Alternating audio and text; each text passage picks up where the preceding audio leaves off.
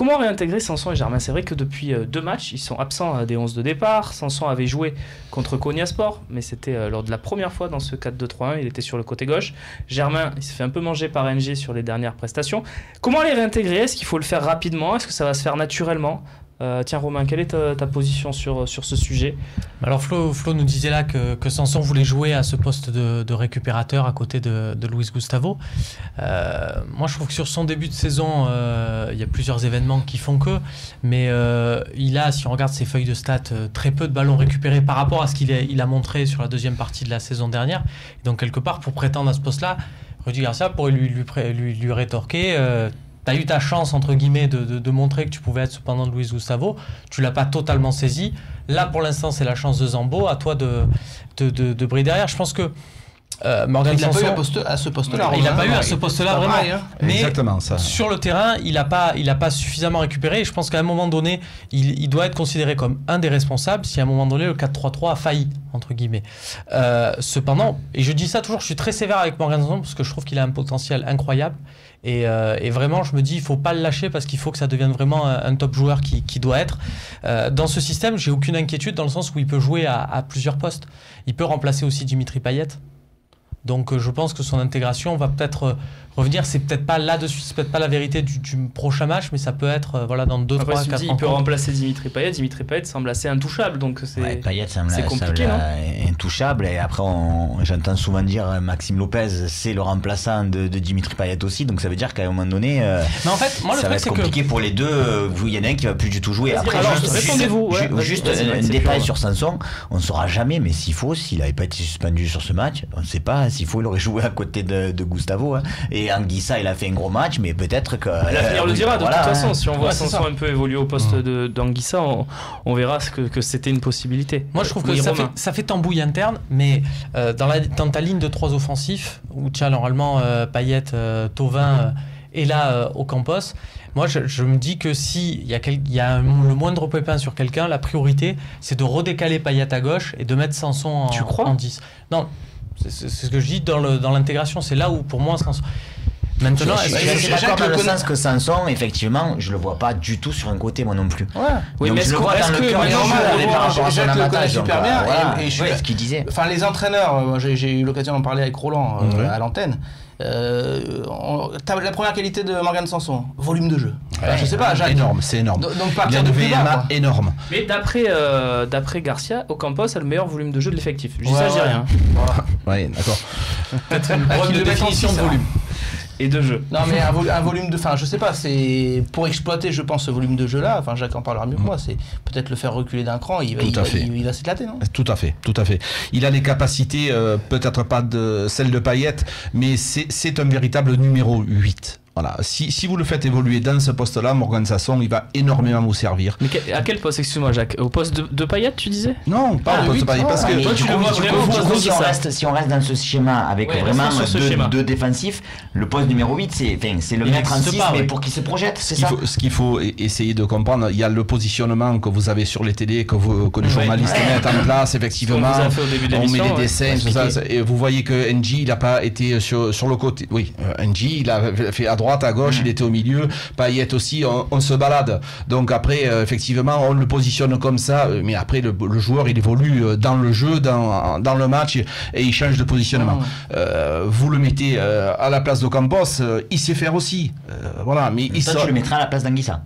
Non, moi je mets Anguissa, Gustavo, au lieu de mettre Ocampos, je mets Sanson et Thauvin. Voilà, parce qu'on parle de mettre, quand Morgan jouait, il me jouait avec Maxime Lopez. Bon, je ne vais pas taper sur Maxime Lopez, mais Maxime Lopez n'a pas le volume de jeu d'Anguissa, c'est compliqué. Maxime Lopez aujourd'hui, personnellement, ça c'est mon avis, je l'aurais mis en prêt à la place de Cabella. J'aurais gardé Cabella, qui pour moi est quand même supérieur aujourd'hui à Maxime Lopez. Je l'aurais fait évoluer, être titulaire dans une équipe, apprendre vraiment ce que c'est la Ligue 1, parce que là aujourd'hui... peut-être cet hiver, Maxime Lopez.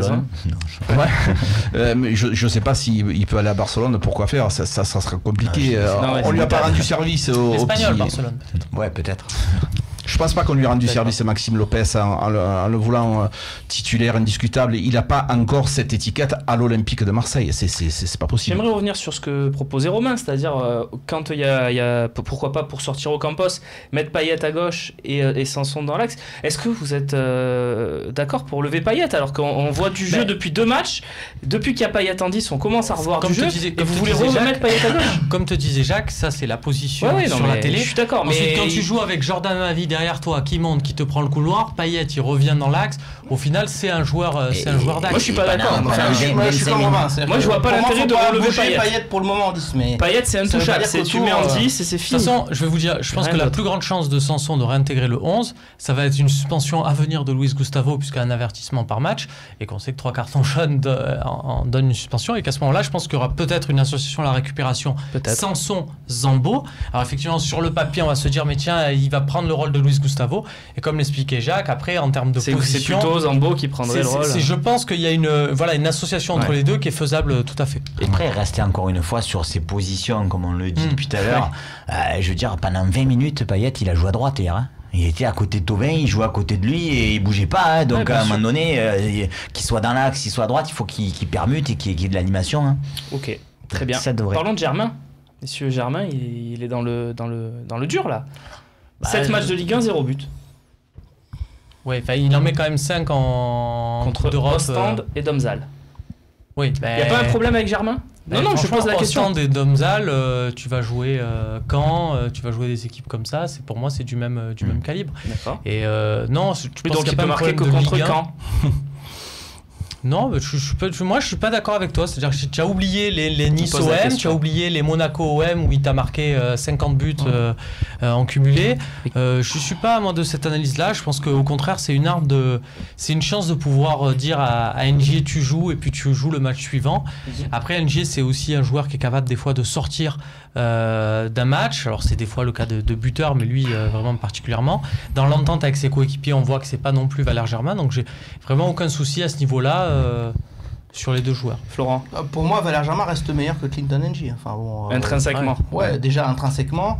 Et je suis sûr qu'hier, tu mets Valère Germain d'entrée à la place de Ng, peut-être que tu as le même match ou même que ça fonctionne mieux.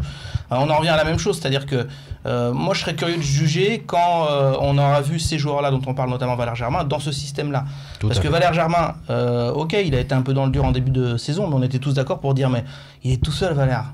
Il y avait Payet qui essayait sur un côté, Thauvin de l'autre, et Valère Germain qui essayait, à part en Ligue Europa où ça a fonctionné, on ne sait pas trop pourquoi, mais quelque part ça va. Il a au moins montré qu'il avait encore ce flair du buteur, on n'en a jamais douté, mais il était esselé.